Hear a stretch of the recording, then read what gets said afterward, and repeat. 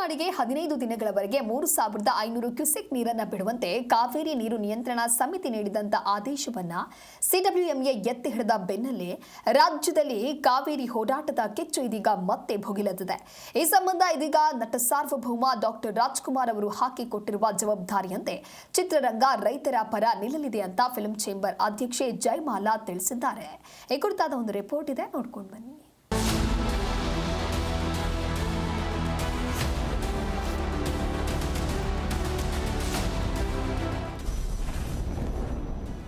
ಭಾಷೆ, ನೆಲ, ಜಲದ ವಿಚಾರಕ್ಕೆ ಧಕ್ಕೆಯಾದ್ರೆ ಸುಮ್ಮನಿರಲ್ಲ.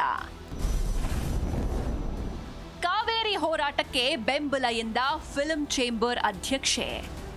ಸಿಡಬ್ಲ್ಯೂಎಂಎ ಆದೇಶದ ವಿರುದ್ಧ ಮಂಡ್ಯ, ಮೈಸೂರು, ರಾಮನಗರ ಸೇರಿದಂತೆ ರಾಜ್ಯಾದ್ಯಂತ ರೈತರು ಹಾಗೂ ಕನ್ನಡ ಪರ ಸಂಘಟನೆಗಳು ಹೋರಾಟಕ್ಕೆ ರೆಡಿಯಾಗಿದ್ದು, ಈ ಬೆನ್ನಲ್ಲೇ ಕನ್ನಡ ಚಿತ್ರರಂಗದ ಪರವಾಗಿ ಕರ್ನಾಟಕ ಚಲನಚಿತ್ರ ವಾಣಿಜ್ಯ ಮಂಡಳಿಯಲ್ಲಿ ಅಧ್ಯಕ್ಷೆ ಜಯಮಾಲಾ ಹಾಗೂ ಮಾಜಿ ಫಿಲ್ಮ್ ಚೇಂಬರ್ ಅಧ್ಯಕ್ಷರುಗಳ ಸಮ್ಮುಖದಲ್ಲಿ ತುರ್ತು ಪತ್ರಿಕಾಗೋಷ್ಠಿ ನಡೆಯಿತು.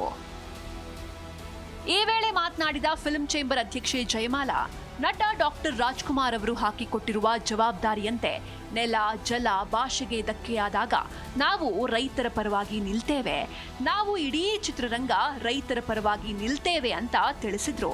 ಈ ಹಿಂದೆ ಮಹದಾಯಿ ಹೋರಾಟಕ್ಕೆ ಚಿತ್ರರಂಗ ಹುಬ್ಬಳ್ಳಿಗೆ ಹೋಗಿ ರೈತರ ಪರವಾಗಿ ನಿಂತಿತ್ತು ಅಂದ್ರು.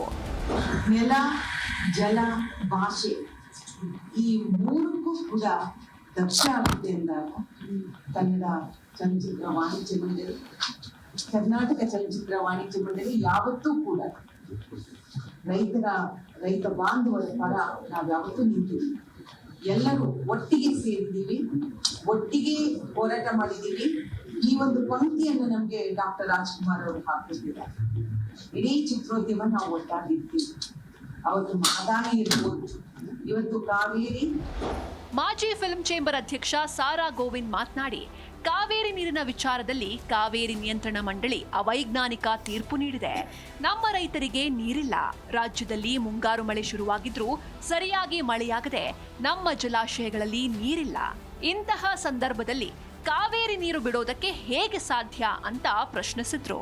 ಕಾವೇರಿ ಕರ್ನಾಟಕ, ಅದರಲ್ಲಿ ನಮ್ಮ ಮೇಲೆ ನಮಗೆ ಹಕ್ಕಿದೆ.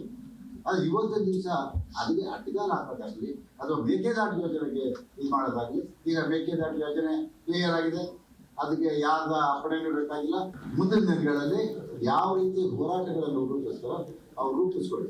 ನಾವ್ಯಾವ ರೀತಿ ಹೋರಾಟ ಮಾಡಬೇಕು ಅದನ್ನು ನಾವು ಡಾಕ್ಟರ್ ರಾಜ್ಕುಮಾರ್ ಅವರ ಹಾದಿಯಲ್ಲಿ ಈ ಒಂದು ಸಮಸ್ಯೆಗಳು ನಾಡು, ನುಡಿ, ಜಲ, ಭಾಷೆ ವಿಷಯ ಬಂದಾಗ ಅದು ಇಂತಹ ಸಂದರ್ಭದಲ್ಲಾದರೂ ಚಿತ್ರರಂಗ ಬಂದ್ ಮಾಡಿ ಹೋರಾಟಕ್ಕೆ ಹೋಗ್ತಿದ್ವಿ, ಮಾಡಿದ್ದೀವಿ. ಇದೆಲ್ಲ ನಿಮ್ಮಂತ ಗೊತ್ತಿರೋಂಥ ವಿಷಯ.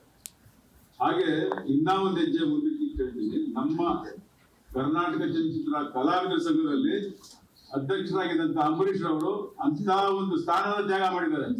ಏನೇ ಬಂದ್ರು ಕರ್ನಾಟಕ ಚಲನಚಿತ್ರ ವಾಣಿಜ್ಯ ಮಂಡಳಿ ಅಂದ್ರೆ ಡಾಕ್ಟರ್ ರಾಜ್ಕುಮಾರ್ ರವರ ಮಹದಾಯಿ ಮತ್ತು ಗೋಕಾಕ್ ಚಳುವಳಿಯಿಂದ ನಾವು ಪ್ರೇರಿತರಾಗಿದ್ದೇವೆ. ಕನ್ನಡ ಚಿತ್ರರಂಗ ರೈತರ ಪರವಾಗಿ ನಿಲ್ಲುತ್ತೆ. ನೆಲ, ಜಲ, ಭಾಷೆ ಅಂತ ಬಂದಾಗ ಇಡೀ ಚಿತ್ರರಂಗ ಕನ್ನಡಿಗರ ಜೊತೆ ಇರುತ್ತೆ ಅಂತ ಸಾರಾ ಗೋವಿಂದ್ ತಿಳಿಸಿದ್ರು. ಒಟ್ಟಾರೆ ಏನೇ ಆಗ್ಲಿ ನಮ್ಮ ನೀರು, ನಮ್ಮ ಹೋರಾಟ ನಿರಂತರವಾಗಿರುತ್ತೆ ಅಂತ ವಾಣಿಜ್ಯ ಚಲನಚಿತ್ರ ಮಂಡಳಿ ತಿಳಿಸಿದೆ. Yashodha Pujari, film bureau, Zee Kannada news.